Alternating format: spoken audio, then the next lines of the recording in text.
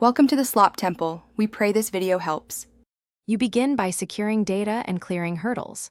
First, back up essential files to an external drive or cloud and aim for 20% free on C. Once done, sign in with administrator rights and close non-essential apps so system processes don't block deletions. Next, launch disk cleanup, choose C, and include system files. Run a quick scan and uncheck anything you need to keep. This starts the automated removal of temporary and cache files, so you reclaim immediate space and reduce fragmentation risk. Now you move into deeper removal and targeted scans.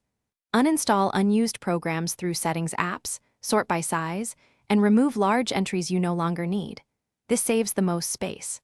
Then enable Storage Sense or run a reputable cleaner to automate temp file cleanup. Set rules for frequency and file ages. After that, scan for duplicates and oversized folders with tree size or similar tools. This reveals forgotten installers and media. Make sure to review before deleting, because some items may be shared by programs. Finish by optimizing and verifying results. Run chkdsk to fix file system errors.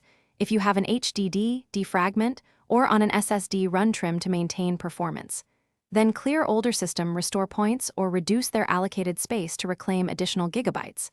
Finally, look for hidden system files like page file, SYS, or Hyperfill. SYS, adjust settings or disable hibernation if you need that space, but be cautious. These affect system behavior.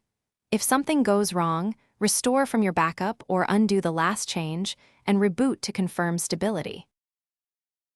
Thanks for watching. Consider subscribing if we helped you.